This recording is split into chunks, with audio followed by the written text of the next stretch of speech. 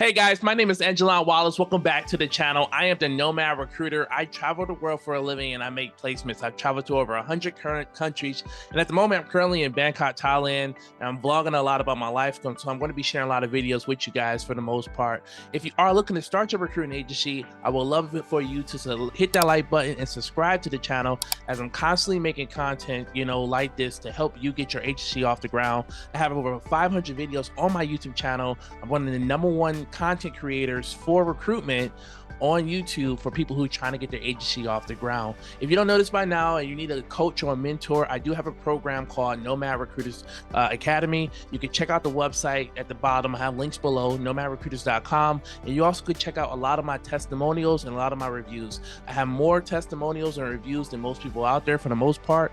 And I'm not here to teach you how to be rich. There's no Lambos, there's no mansions, here on my channel. It's none of that for the most part. I'm looking for people who are hard workers at the end of the day. My goal is not to help you become rich. My goal is to help you become free.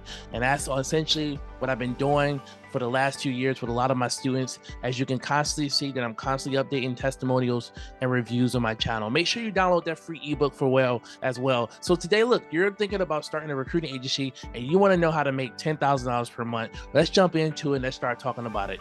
Okay, so look, we're going to start off with, when you're getting your agency off the ground, it is important to niche down. And the reason that you want to niche down is because you can spread yourself too thin when you're working on too many different roles in recruiting and in staffing. For example, let's just say hypothetically, you're working on a position in the healthcare space, a nurse position, and then you start working on a software engineer position. That could mean that you're going to have to try to get in touch with these candidates, which are on 2 different time clocks for the most part. Some of your nurses may not get off of work until 2 o'clock, 3 o'clock in the morning. And some of your engineers could be, overseas and traveling. It could be a lot of work when trying to manage different niches. So it's important to niche down for the most part. Most importantly, you want to get your S Corp or your LLC. Do your research. I am not an accountant, but you can ask your accountant or anyone that you know in your family that specializes in accounting or taxes. But I will look into getting an S Corp or LLC, whatever's going to be best for your needs and for your business at the end of the day. But you want to register your business at the end of the day, okay? I want to talk about ATS, and I want to educate people on the ATS process. I once had a student in my program. She was one of my top students. Her name's Brittany. She's on my channel. She came from Facebook. She came from LinkedIn. Soon as she joined my program, she spent $1,500 on an ATS system. A lot of people are uneducated on what software tools they need and why they even need the software tools. When she spent $1,500 on an ATS system, I asked her, why did she do that? And the reason I asked this is because you have no candidates, you have no clients, you have no pipeline. You don't need to be spending money on software tools that you don't need earlier in the stages. I'm not saying that you're not going to need them down the line, but I don't want you wasting money, because you're going to have to spend a lot of money on ads and so many other platforms at the end of the day before you start bringing in money into the business. You have to be smart. You have to be wise. And this is why it's extremely important that you guys choose your coach wisely, because a lot of coaches are taking advantage of a lot of students, sadly. There's a coach out there, he has over 14 software tools that he recommends for his students. So when they purchase his program for $14,000, they also have to pay for the other 15 applications that he's recommending them to use to get their agency off the ground. A lot of people don't think about that when they get into these programs for the most part. It is extremely important that you get a decent website as well. Do not overthink it. You need something simple. You guys can check out my website and other websites, datarock.io, datarockrecruit.io, but there's other websites out there for the most part. Don't overdo it, but you want to establish some credibility. It is going to be hard and difficult, but I strongly encourage you all to have a LinkedIn profile and a LinkedIn company page for the most part as well.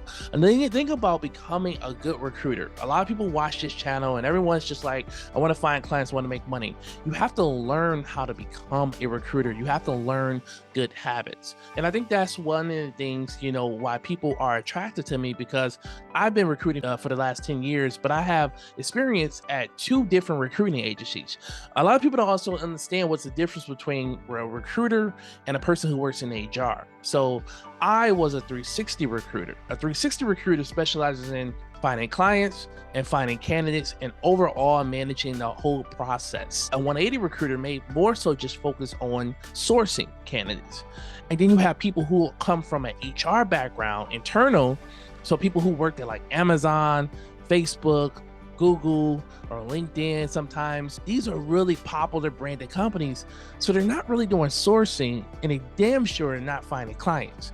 So you have to ask yourself, okay, how can I learn from someone who hasn't truly been an agency recruiter at the end of the day as well? So it's important you understand the difference between what type of recruiters you're working with. And these are good questions to ask coaches. I get a lot of people, if you guys been calling, I am so sorry. I have too many calls coming in right now. If I'm missing your calls, we have too many people trying to join the program. I do apologize.